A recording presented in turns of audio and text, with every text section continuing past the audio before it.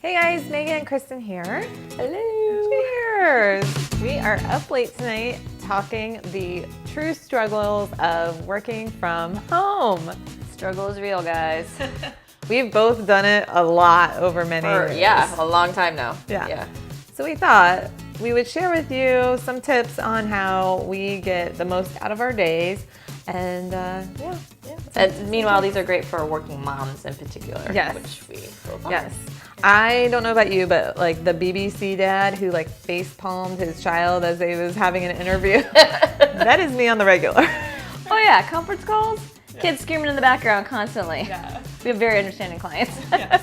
So I really relate to that guy, and so I think we could all use some tips on how to, get the most out of working from home. It's all about being as efficient and productive as possible in the shortest amount of time as possible. Because at the end of the day, we all want our family time.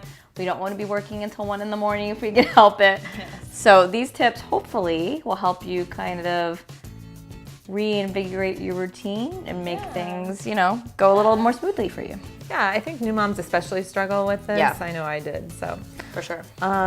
Okay, first up, drink plenty of water. Not this.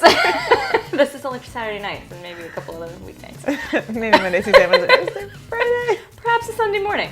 But no, seriously, if I don't drink enough water throughout the day, I am low energy, Kristen. I feel so much better when I'm drinking plenty of water.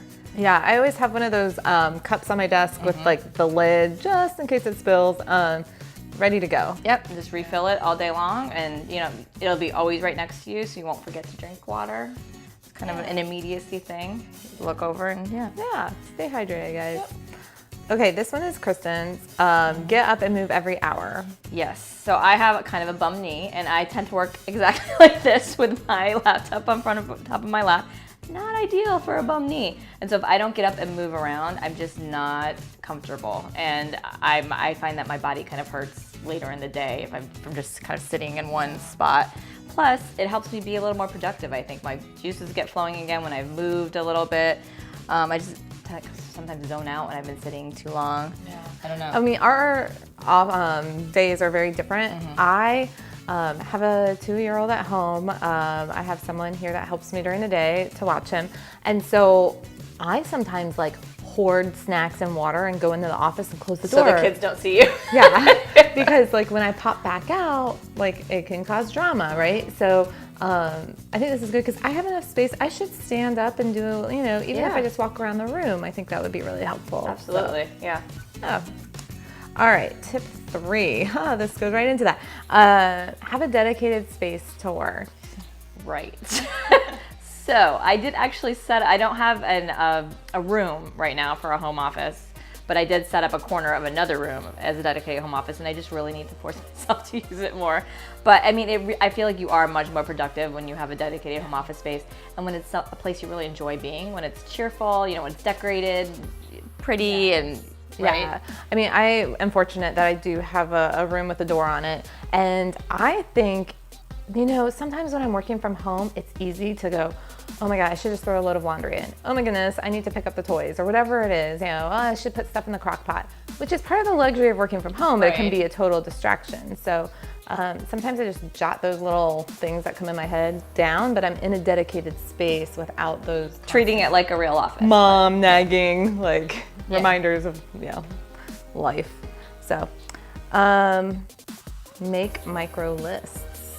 Right, so I tend to do much better when I get to check something off, and if my list is super long, that can be a little overwhelming. So I kind of break it down and make little micro lists that are much more achievable, and once I've, been able to cross those off my list, then I move on to the next. Yeah, I just recently, I'm not into meditation. I would like to try, I just haven't, but I've been listening to this podcast, and one of the things was set your intentions for the day. And so sometimes that micro list is setting your intentions for the day. What am I, not my huge 100 and... Because we all have a to-do list that is a million things long, and it probably is going to continue to be a million things but long. the top 3 things I have to get done today or whatever it is. So like a little tickler file that you can just, you can make that happen, and it's going to make you feel great. And yeah. I forgot about that word. Right? I haven't heard Old that school. a tickler list. Yeah, do that. Yes. Do that. Do it. Jack can go You'll do be it. happy. Oh, I love this. This is so us. Go out for your lunch hour or schedule time with a friend. Go get coffee. Do what you got to do to get out of the house. Because when you work in the house and you have kids in the house and you make dinner in the house and you do everything in the house, if you don't get outside at least every day, I really think that if you can use your lunch hour as a traditional lunch hour and kind of get out, you're going to keep your sanity. Yeah, absolutely. Even if you just schedule coffee like once or twice a week with a friend, it may not feel quite so isolating because it can be kind of lonely working from home. You might not attack your husband the second he gets home and make him talk to you. You know, like, my husband's been commuting for an hour. He's tired. But the second he walks in the door, I need interaction. What happened to you at work today? Grown up talk now. Yes, luckily we have each other to call. True. Benefit of working with your friend. But still, Yes. get out of the house. Get out of that house, guys. Yeah. Don't be afraid to get help if you can. This is clutch. Clutch. Like I said, if you're in the house all the time working, doing your kids' stuff, you know, hanging out, if you also have to do everything else, it's just overwhelming, right? You're just, you get sick takes of a your own village. space. Yeah. It does take a village. So, you know, a cleaning lady every other week if you can manage it, a nanny like Megan has if you can manage it. I mean, no, everyone's in a different position, but wherever you can kind of carve out that space to find to accept help and get help. Yeah, if you have a mom nearby who can watch the kids for a When she morning. says, "Hey, I'll take them," take her up on it. Yeah. There's no shame in accepting help. None. I love help. Help me. That was actually my mom's best advice to me when I first became a mom with my first baby. And I kind of wanted to do things by myself. I'm like, wow, I don't, now that I think back, I'm like, now with my second baby, I'm like, take her. But she was like, accept the help when you can because there's no shame in it. Yes, absolutely. I love that.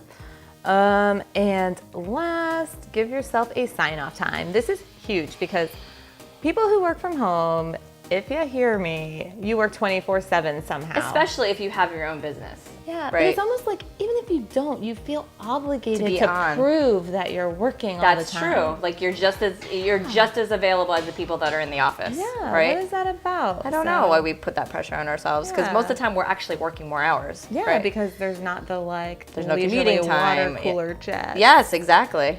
So give yourself a sign-off time. By the way, I am terrible about that, so I'm going to work on that. Yeah, she's really got that. I'm actually pretty good at it. Yeah, I work way too late. I'm trying. Yeah. No, and I think it's important. Then you have like if you set the expectation amongst your colleagues or your clients that, 5 to 8 p.m. you are not online or whatever it is for you. If it's after 7, no phone calls, please. Like whatever that boundary is, give it to yourself because it does make for less blurred lines between the home office and the kitchen. Yeah, and I mean, I think it's just really good for your family life in general. Like, spend that time in the evening after your kids go to bed with your husband or your spouse, whoever, even if you don't have a spouse, take you some me time. Yeah. Join a club. Yeah, go to work